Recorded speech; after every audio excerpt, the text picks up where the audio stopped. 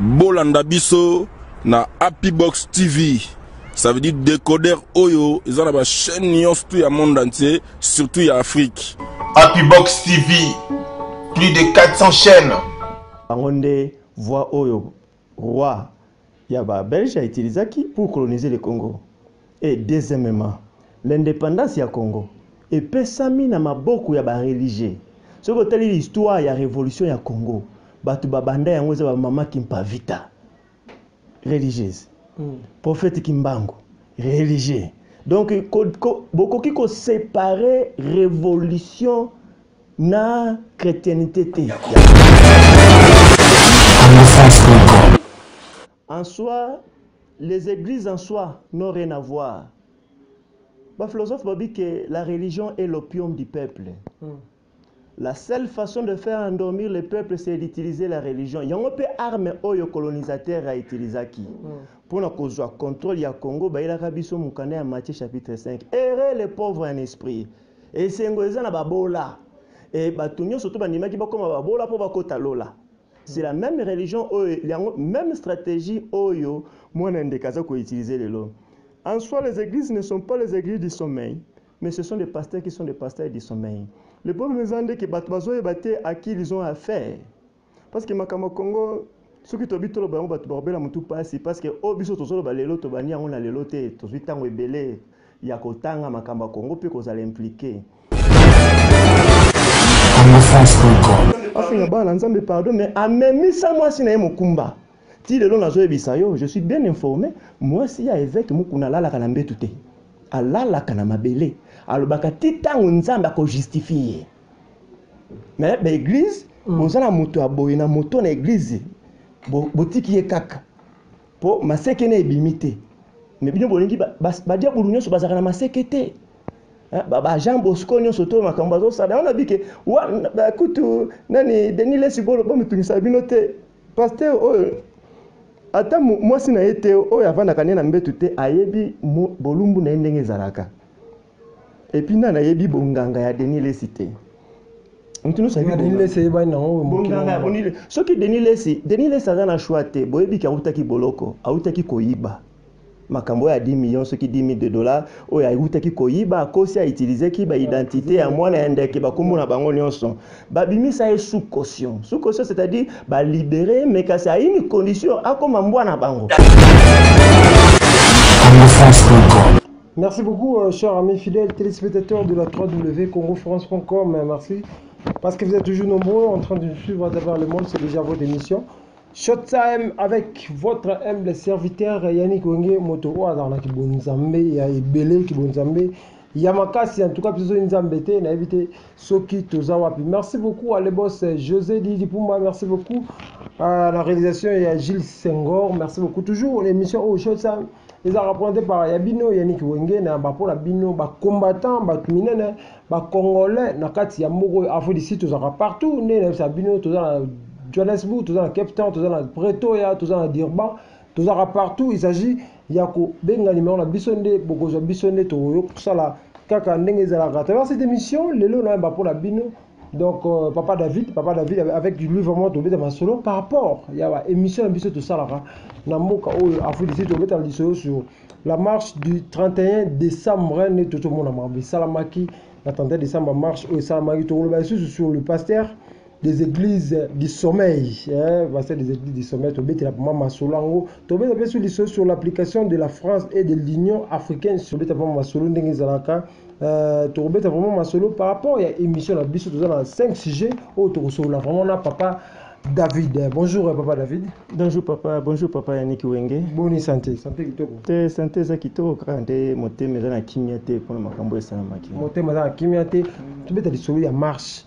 Il y a le 31 décembre, après marche, et les Kindérini, tout le monde a dit, les Congolais, réseaux sociaux, 4-15 jours, on a l'image, je me suis dit, je me suis dit, image de tout le monde qui pasteur rebelle, tout le monde qui pardon, ou choc, ça, c'est le rebelle. Le marche, il y a le 31 décembre pour Nangaï, et puis pour une analyse, un analyste politique. Ils ont dit récit total. Et là, par notre histoire, il y a Congo, Kobanana na colonisation. La colonisation a été faite à travers les prêtres catholiques. Bangonde voit Oyo, roi Yaba Belge a utilisé pour coloniser le Congo. Et deuxièmement, l'indépendance du Congo. Et pesami na maboko ya ba religieux. Ce que telle l'histoire ya révolution ya Congo. Batu babanda yango za ba mama Kimpavita. Religieuse. Prophète Kimbangu. Religieux. Donc beaucoup qui séparer révolution na chrétienté ya Congo. Donc eloko esalamaki wana ezaki eloko munene tozolo ba pe na ba oba kufi na milema o ekoyaki pe tozoko consoler ba famille kufa oba kufeli ezaka rabino moko nde bokufeli te biso surtout kufeli na yebisa bino lobinde na mekaki kolala les 31 na lala kite les premiers na pema kite butumo bima tozoko komenana na président James kimi ezaki te na mitema komona ba imboka nde bazoko koya aussi longtemps que bango pe baza pe na bilombe mibali na bango pe baza libanda mboka ngo ezaka ya basi te mibali pe baza libanda tozotala tozaki na esengo te po biso nyonso tomelaka biso nyonso toza bana banyau te tomelaka miliki toza pe bao tomelaka makila ntango tozomona bazokokweyisa makila bayimboka eza ntango mais pour la biso ezaki réussite totale malgré ce qui se disent. Tant secrétaire, il y a IDPS, secrétaire général IDPS, quand il parlait de passe d'or, bah tu vas comprendre té. Na ben Michel les cas qui n'ont pas qui stratégie politique qui est sur le terrain, bah comme ça moi n'ai que président illégitime. Au moni loko salami na calcul na bango. Ndenge makamale 17 salamaki ba mona qui échange de balles ezalaki. Na carte la population, il y avait des gens qui étaient armés. Bon, bazaki ko s'attendre qu'il y aura l'échange de balles. Pour avoir occasion de profiter, de créer des désordres na bango. Mais pour moi, que niveau de maturité politique ya ba Congolais, ba simbi si mo na ndeke. Na ba nyonso bazana ba simbi touche. Zomon. Ba simbi touche pour bazaki ko s'attendre que moi massa se ko beta manangambo boye pour ba on peut bazo moya ko répliquer. Mais bango moko nde babani buzo bana bango. Et pour la biso, ils allaient 100% réussite, mais le cas où c'est la population, bah l'embâter. Pour la sujet c'est belé à Koloba, tu vois que ça tombe belé sur le point où tu dis que marche ezaki na réussite. Il y a marche ezaki na réussite, mais tu veux dire solo il y a sur ba pasteur les églises du sommeil au Congo. Il y a bien une église du sommeil comment? Bon, ce qui te dit église du sommeil, en soi, les églises en soi n'ont rien à voir. Le philosophe m'a dit que la religion est l'opium du peuple. La seule façon de faire endormir le peuple, c'est d'utiliser la religion. Il y a un peu d'armes que colonisateur a utilisé. Pour le contrôle du Congo, il y a un Matthieu chapitre 5. Errez les pauvres en esprit. Et c'est un peu de et surtout c'est la même religion, la même stratégie que moi j'ai utilisé le lot. En soi, les églises ne sont pas les églises du sommeil, mais ce sont des pasteurs qui sont des pasteurs du sommeil. Le peuple nous a dit que à qui ils ont affaire. Parce que Makama Congo, ceux qui habitent le Baron Batbarbela Moutou passe, parce que au biso tozolo balelo tobania on a lelote tozuitango ebele ya kotanga Makamba Congo pe ko zala impliquer. Makambo ya Congo arme oyo mwana ndeke abandi ko utiliser na tango oyo c'est la religion. Aibiki actuellement peuple na biso andimaka makambo ebele ba pasteur balobaka pe ba prophète balobaka. Comme azaki na kaliki ya ko abengaki batuna misala molili ba faire endormir peuple. Banganga na etango baye ko sala ba formule ko faire endormir peuple et réussir te. Balobi ke vie de prière au ezana Congo ezo permettre te que bakisi na bango esala. Par contre, il faut que luka un certain nombre de pasteurs au baza influent ko kotisa bango na kata bondoki wana. Et heureusement pour na bango ba yeki ko retrouver quelques pasteurs sorciers netika Kenza. Pasteur Kakenza mutabongolisi motema ezali apôtre Chasuma, la mère de compassion. Côté batende wana na soko uti po matetozo beta bo côté gauche. Mutabongolisa po Kakenza motema. Kakenza babengala kai na famille na ipo na kaya sorcellerie. Azalaki shege na wenza matete. Azalaki shege lala libanda pasi pala tia ko kutana na apôtre Chasuma ko eda yebi nzambe. Mais depuis abongola motema, combien de fois pas eda ba shege ba bongola motema? Ce qui est là au Congo et comme la net précisément qui chasse comme la dépravation des mœurs. na niveau de la religion. Et c'est à cause de Bakakenza. Ce sont les voyous qu'on a eu dans la religion. Vous comprenez? Vous connaissez l'histoire de Kakenza. À part Kakenza, tout ça n'a Soni Kafuta. Et c'est un pasteur qui a dit que nous avons Soni Kafuta, et puis à mettre la Kayango Tolo. Na 2005, à Kenya côté na Mbujima, il va bengana ye. Ata ba gynécologue, o batangi mingi basilisi makambo ya basi. Ezate ke po ba bi makambo ya basi, il faut ba la kisango ba na bona ndako. Donc azam quand ba benga ye comme wana ke mafuta Soni. Donc azam mafuta ya Soni. Vous comprenez? Il faut comprendre ce qu'on. Bon, il y a l'histoire, il y a Bishop Coutinho que j'ai salué. Bonjour Kouloutou. Arrestation, il y a Coutinho. Oh, et tant bakanga qui est entré à Afdel. Ceux qui aident à musée, tu vas finir musée. Mais bah il va quitter que musée Kabila, musée Etienne était parce que Etienne Kabila peut appeler musée. Mais musée Kabila où il y a papa, c'était une tête. Ceux qui a joué qui carte était ya kokanga Coutinho ko bimise ko tinda ye libanda ya Kishasa mbe Coutinho linga wakufa. Soni kafuta tinda mutu. Na église ya Soni kafuta na Coran. Mutu aya bani ko discuter na archbishop Coutinho bani ko discuter si christianité asali lokola info musulman bio na ndimeli Yesu. Coran nga yango yo apesi pasteur Atumba. Na kate église Batuni nango azala limette, mutabimisi à limette. Vous imaginez quand l'église mutabimisi à limette, c'est qu'attaki fumait. Donc c'était un coup bien préparé par Soni Kafuta pour la éliminer Moussali Nanzab. Ceux qui muta comme un niveau ya ko simba makile Moussali Nanzab, mutona keba banga ye. Zomon. Ba musulman or que Afdel, to ba 50 pour 60 70% ba cadre Afdel. Ezaki ba musulman. Et pour na bango na charia ceux qui moto tumbi Coran mutuana eza péché impardonnable. Donc Coutinho méritait la mort. Nenga tumba ki Coran ne bonga ki akufa. Ceux qui président le fait président Laurent Kabila utilisait qui mototé mais le Coutinho akufaka à protéger. Bon au moins li kamona sonia tika ko senga ngo bolimbisité. Bolokota ki ba kaleso ya bana basi na ba élection ya Jean-Pierre Mbemba boyebi yango. Na église ya Soni. Vous comprenez? Ceux qui l'auront coup raté, comme un général, va éviter que comme un général à Zoka Yawapi. Pour un général, il y a FAP, il y a Force d'autodéfense populaire. Vous comprenez? C'est un allié, il y a AFDEL. Les gens qui ont travaillé au profit des Rwandais. Ayaki pour le profit des Rwandais. Vous comprenez? Motoloko la avec Mukuna, ne respect les akapo azamukolo. Mais pour la boîte, mutoko sauté, mukuna nenga zawana, azasuna maire ya bomotote. Yo tata loko a mukuna. Ozu mwasi, ozu secrétaire na yo oche ezemi. Oche secrétaire na ozemi. Lisumo ya yo, ozu yango oche yango na mutu ya bana nzambe. Oluki ba prophète ba kopesa ba bisakoli ya lokuta. Que mwasi nanga asali kindumba. Ozu respecter atate que mwasi wana za mama ya bana, o boboti ne bana basi bakoli. Aujourd'hui, le soum na yo kotisi yango na ndaku na yo kotisi yango na kati ya église. Et puis au sali équipe na yobi keza ya yote eza ya zowe mais obengi yango équipe na yo.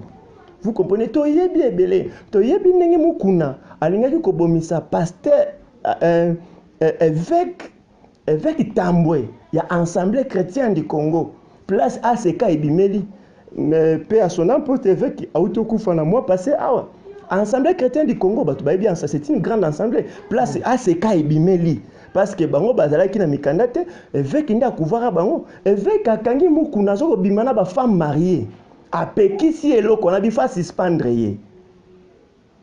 Il y a ko funda évêque pas Afdel parce que il y a qui agent renseignement ya Afdel. Donc au moins biloko ezoko sama siko et comme il na suka biloko e batamaki et comme ko bima libanda. Pour nous, les gens qui sont dans Nzambe, il faut bailler, basali obazana bango na bamatonga. Mutu loko amukuna ne loko ya salaki, soka zaki mutu zaki na bwani bonga ki avanda kimia, a reconnaître que asali mbeba senga Nzambe pardon, asenga ba Nzambe pardon, mais amemisa moi si na mukumba. Ti lelo na zo ebisa yo, je suis bien informé, moi si ya évêque mukuna lala kana mbetute.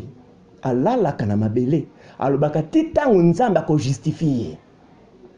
Mais l'église bozana moto aboye na moto na église botiki ye kaka po maseke na ebimité mais bino bolingi ba dia bulunyo so bazaka na maseke te Jean Bosco nyonso to makambo azosala on a dit que kutu nani Denis Lesibolo bomutungisa bino te pasteur oyo ata mwasi na ye te oyo avandaka ne na mbetu te ayebi bolumbu na ye ndenge ezalaka epuis nani ayebi bonganga ya Denis Lesi te soki Denis Lesi aza na choix te boyebi ki autaki boloko autaki koyiba makambo ya 10 millions soki 10 000 $, oyo autaki koyiba akosi autiliser ki ba identité ya mwana ya ndeke bakombo na bango nyonso babimisa ye sous caution c'est-à-dire ba libérer mais kasi a une condition akoma mbwana bango abetelaka bango maboko agangela aza na choix te parce que soki aya to obeta ye soki akena poto omoni siko tant to koma na point suka ndio comprendre combat ya liboso ezaki to beti to buki ya tout eza sur obeta ko buka te. Vous comprenez? Donc, et le vous ne pouvez pas séparer la religion de la révolution congolaise. Parce que, quand on a mis mboka na biso batu bakangola mboka, eza basali na nzambe. Boyebi makamu malula salaka pour makamu itali table ronde. Ce qui Lumumba comme qui premier ministre, c'est grâce à malula eza ba secret mususu autant mususu le temps eza muke, moya ko lobeza te. Muta salaki ke pour Lumumba azwa part na table ronde eza ki cardinal malula. Tambo zoba ke musengo azoko bunda poza pouvoir. Ce qui pas lui pe pour na ngai bo. Ce qui babi ke muta ko diriger transition. Pour neti biso candidat na G20, président James Kazongo. Aza besoin de la candidature pour la présidence, Aza a besoin de diriger transition. Bon, moto pour le moment Aza qualifié. Moi c'est encore diriger la transition. Bah on a encore diriger la transition pour la biso to soutenir yango. Eza ma bête hein. Merci beaucoup papa David Nasser.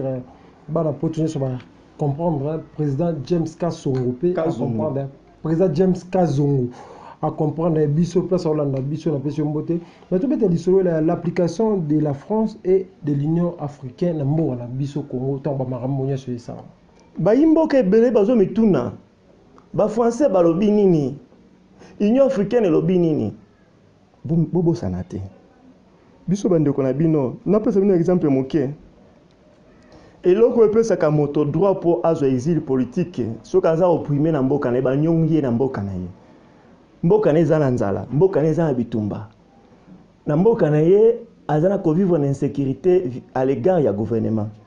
Au moment où je vous parle neti biso en Afrique du Sud Etienne Kabila que je salue en passant ayawa depuis 2003 pour votre information ba reconnaître le col exilé politique ba reconnaître pe le quoi réfugié azaka na droit ko renouveler document chaque mois. Donc c'est-à-dire dossier les anans à revue ba rejeter yango en bloc mais tant à niveau ya Etienne wana moto akufisi tata na ye moto moko uti soki eloko moko boy uti soki epai nini yango toyeba te soki na zamba soki nyama ya mai e bimi moko zu place ya tata na ye e bomi tata ezu esika siko mona liboso akimbi bino no surtout boy boyebi ka mwana ya tata wana mokonzi ya mboka ayi na mboka na bino boyebi te to kopeso mokanda te. Vous comprenez? Donc l'implication ya Union africaine non tant tozolo bake baimbo ka batelema pona ko bundela pona mboka na biso. Eza tant attendre tozolo bake sur le plan interne sur le plan politique international. Tozana ba avantage. Tozana ba avantage pourquoi net lelo boy. Mokonzi azate na mboka. Député azate, sénateur azate.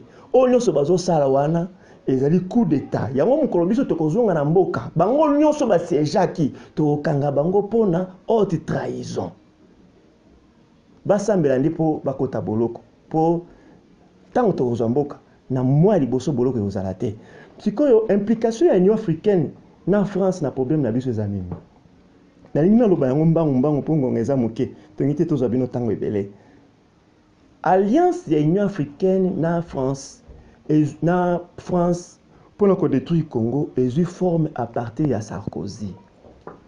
Au moni na mokuse kaka makamonyon surtout à mouvement terroriste au Salami na Afrique du Nord. Concepteur et mutoza qui chargé à mise en application na yango eza Sarkozy. Boyebi ke ba mouvement ba terroriste et vivaka mingi na ba makambo etali ba bombe biloko nyonso tout. Oye oye detonaka. Na Congo nde tozana ba matière oyo bimisaka oyo daka pona ba détonation makasi. Neti uranium na biso wana. Vous comprenez? Maintenant, tous ces mouvements terroristes qui œuvrent au nord, ressources na bango ba matière de base ezalaki Congo. Makambo na oyebisa bino za mutu ayebisi ngai te. Parce que biso na prison tozalaki na l'un des patrons ya Boko Haram. Tozalaki na B-section. Comme on est au cas. Tant que vous découvrez que Moutona Baneke oyebisa biso vérité ebele, bayaki kolongola ye. Na prison place tozalaki na patron ya Boko Haram. Tozalaki na général moko ya Monesco. O azaki garde corps ya Mandela. Et c'était nos amis. Net général wana o ya Monesco ya Congo. O azaki ancien garde corps ya Mandela. Po baja en sécurité ya Mandela tozalaki na bompe na prison. Tato ya mboko otu o azolongwa kalate awa akangaki bango. Achaki bango na poloko. Donc à part ça, il y a ouf, eza masolo mulai o esengeli to lobela baza bato basali na kati ya sécurité, eza la vie privée. Il y avait beaucoup de cadres parce que biso ozaki na B-section. B-section wana mutonyo surtout ta kotaka. Eza mingi pour les condamner à mort. Mais si qu'on a kati ya B-section wana tozaki na se ya makambo ebeleta moto aboma nani Christiani wali bonga ke moto liboso ko kaka oza président na mboka tozaki ne place moko. Vous comprenez? Donc tant ba tu ko découvrir que curiosité na biso les cas qui ya ko yeba makambo ebele balongola ki bato ba oboma général wana tant tozana na prison. To yeba ki ebele. Ye moko pato a Boko Haram azo pesa biso li solo abi ayebi Matadi. Ayebi Mwanda. Ayebi Goma. Ayebi Laurent Kunda. Nazo koyebisa bino moto nyonso akota bolo ayebi Kunda batwari alabi biloko na bango ya Boko Haram biloko ya Laurent Kunda moto baravitaillement ne mususu ziko uta e uti na Europe eleki na Nigeria bango bazui yango bayeko tikela yeti na Matadi ekiti wana badouane bamoni yango me bakangi miso ekititi ekomi Kinshasa batie yango na port eke na nzela ya maiti ilebo ebimi eke nango ti ekomeli bango mutapekisaka za te. Vous comprenez? Donc c'est-à-dire Union africaine ebandaki koaider Sarkozy azwa uranium à travers Rwanda. Yo moni même arrestation à Boko ya Bosco Tanganda. Dossier à Bosco Tanganda et loko azo sambela mingi ezali ya ba rotation c'est 36 rotations à avion oyo ba avion sud-africain et memaki ba uranium et uranium on a exploité par les agents rwandais et c'est quoi Afrique du Sud ndé e bandaki ko aider bango pour na transport c'est quoi zo mona biloko ndenge bandako salama ko ça na zuma zaki na tête ya Union africaine. Aza ko aider France à exploiter uranium pour un projet na bango terroriste et progresser. Donc siko o mondingi mona ndekaza wana aza élément moko bakoka kotika te. Po bakoka kotika te. Po kosaza na zuma amonaki ke mona nazaki na importance makasi. Ya onde babatelaki. Ce que ozomona lelo Union africaine azo kokanga munoko, azo ko bakoloba te parce que soki batie pression akoloba vérité nyonso. Et puis l'actuel président Oyaza en France, Azan a tendance ya prédécesseur na été onani François Hollande, yé aza toujours na idéologie ya Sarkozy. Soko tali façon na kolobela, soko tali attitude na ye, langage né à l'égard de l'Afrique, est différent na ya François Hollande. Donc c'est-à-dire baza babomi. Yango mikolo ko yawa soki tokotambola liboso bao baza baimboko baza libanda soki bokotambola il faut que dénoncer on a ambassade na bango ke to yebi bondoki na bino bozo sana na Congo pour l'Union africaine bo mitungisa bino te Union africaine ko aider biso te parce que baza ba pilier au baza ko travailler pour la destruction ya Congo. Merci beaucoup Union africaine eza elo on salaté parce que nous travailler pour la Mambozo le Congo. Parlons à présent de démarche du président James Kazongo sur la discréditer l'Afrique du Sud. Au moni ko discréditer Afrique du Sud sur le plan international des acquis facilités. Donc il moni le mo na ndeke azo be sika ko tia makolo. Carte ya Afrique du Sud parce que bango nde bazalaki ba agent o basaki en application projet ya Empire Ima tant Mandela a eu pouvoir en 93. Yango tant que Mandela a eu pouvoir en 93, c'est lui qui était l'agent qui était chargé à mettre en application les projets de l'Empire Ima. Vous comprenez? Maintenant, tant que surtout au pouvoir aux États-Unis, ils vont travailler en collaboration avec les États-Unis. Les États-Unis ont fait quelque chose qu'on appelle la banque de soutien d'Afrique. attaqué en Afrique d'ici des qui na délai à 10 ans. Ndé bazwa ki ba mbongo wana ya États-Unis. Olandi le Trump alobi dernièrement lobi que na kopesa sous édité en Afrique. Na kopesa sous édité. Na Mbappé cité parce que depuis 2014 mbongo va débloquer à mon sous-souté. Mbongo donc 2014 et bien que je pense o ya suka o ba tu ko pesa yota ko sala 10 ans 2014 moi 10 ans non et pesa qui na 2004. En 2004, pendant que Mandela, je pense bien, c'était Thabo Mbeki qui était encore en exercice dans le pouvoir en Afrique du Sud. Deuxième fois, les États-Unis ont fait ça bon. Les États-Unis ont débloqué qu'on peut en États-Unis en Afrique du Sud. Parce que ceux qui ont besoin d'aide, les États-Unis ont dit que les pays africains ont besoin de soumis. Pour que les États-Unis aient appelé Sibino, mais place pour poser un bon moment en Afrique du Sud. C'est l'état-major au bassin en Afrique du Sud. Vous voyez déjà que le nombre, seulement un seul technicien d'état-major est capable de tout. De faire beaucoup. Donc, tout ce que nous savons, c'est que tant qu'il y a un tambola, et qu'il y a un basala, et qu'il y a un basala, tu peux si vraiment l'ongonia. Tu veux comme il tambo na bino, na biso ba tout le monde qui te maquille na biso pour la moka. Toko tamboka. Totika sous libandate. Quand tu n'as vu ça qui papa ya niki wenge, na bike na si émission na zo sala eza ya suka. Pour biso ça ba tout me sans koloba lobate. Tolingaka misala eleka maloba mais neta bisingate tokende kaka tozana na moment pour mobiliser te toujours continuer mobiliser mais o eza moment ya action parce que ceux qui makambo esalamaki avant le 31 décembre balinga obenga beaucoup de temps parce que il y a eu des signatures à tel qui mise en application totalement mais il y a eu un compromis de tous côtés o epesa qui est mandat ya un an mais pour le moment moi, je suis en train de akangi la voie d'Isaïe, akangi ba point stratégique, asali coup d'état akangoli mboka. Ye moka lobaki ya mote, albina bokene na lisasi na moto. Po ayebi, ndenga bomaka tata Etienne Kabila na lisasi na moto. Ayebi ke soki ya bimi, soki ya kimi bakolanda po Kabila ça va le po kombo na Isaïe yete azo ba papa Kabila. Oyo ya bomaka. Ayebi ke asape atika pe bilombe mibali. Atika pe bilombe mibali.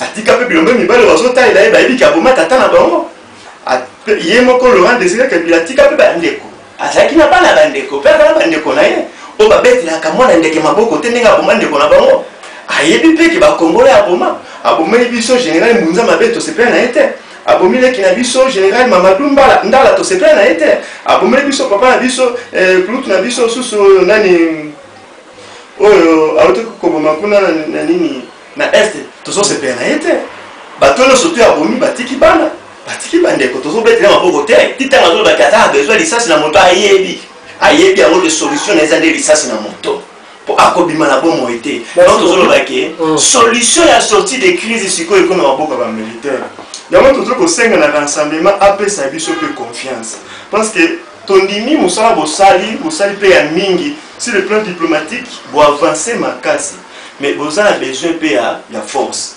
Tout le temps, qui a bino, boutique la biso pe sika, bondi make, attends monter à bien, ma casse à ce bokondi. Tout le monde la bino ma casse était tout vendre tout sur là. Bon pe sa biso confiance wana. Et on toujours le baké et comité mamando qui la maboko. Mais bité na biso va le connaître nini, la faut passer ma baki qui préavis est à zéro. Tout banga te zamboka la biso. On biso tout ça na félicité, tout ça on va boloko. Mais tout banga la te bolo bayango. Tout tambola kabati la biso ba argent par-ci par-là. Mais ba avocat so bien la bon ba bo ete tout bito ça ba umbuté. Eza mboka ba tata mo na biso te, eza mboka na biso, eza mboka ba voisin te, eza mboka na biso. Donc il pona ko boma tout to ko senga bana mboka yeke solution mboka tout to ko mapuya ko boma. Ce qui vous bomite mboka ko kangola maté. Merci beaucoup cher mes fidèles téléspectateurs, merci beaucoup papa David tout comme la souka. Et Michel Bisson moi le moko pour vous remercier la souka. Nous avons remercié boss il y a Congo France papa Didi Pumba Didi Pumba na support na ye nous avons remercié bande connaissance pour soutenir biso na Londres nzambe azana bino bazo soutenir biso na États-Unis bakulu to bazana États-Unis na za ko remercier bino pour ba support bazo pesa bazo souhaiter pe na bato bazana France ba deko bazana Canada na bandeko na ngai ya Afrique ici de soutenir la biso butu pe moya en tout cas nzambe azana bino nazo ko remercier bato bazo ko réagir mingi na émission na biso Mais dans ce cas, on a besoin de remerciements, mais on a besoin de critiques, c'est très important. Parce qu'on remercie, nous sommes dans la majorité, on va finir à Bisso, on va finir à Mingi, on va bien à Naka pour nous intimider. Nous sommes dans la tragédie à Robangi Sate. Surtout les cacatos, ça qui rebattent dans tout comme les capons, c'est nous bang à Bisso. Donc, nous avons souhaité la meilleure vie dans la famille à Koulout Nabiso, Général Maëlle. Il y a Koulout Nanga Général Maëlle. Nous avons l'envoi de 100 voix. Floribert Chebeya, na bosanité famille à Matungulu, na zako souhaiter la meilleure vie na Congolais et précisément na groupe ya G20 tous ensemble, na président biso James Kazongo, na bandeko nyonso na ba servant na biso ya G20 lokola Etienne Kabila, na zako souhaiter bandeko nyonso tout ba meilleure vie mais nazo koloba kaka kili loba suka et comme temps ya koboma pona Congo. Merci beaucoup, chers amis fidèles téléspectateurs de la 3W CongoFrance.com. Merci beaucoup à l'époque José Didi Pumba. Merci beaucoup à président James Kazongo. Merci beaucoup pour le Nyonso. Merci beaucoup à la réalisation et pas il y a Papa Gilles Senghor. Merci beaucoup à tout le monde qui a suivi cette émission. D'ici là, portez-vous bien sur www.congofrance.com avec l'espoir de vous retrouver prochainement. Ciao.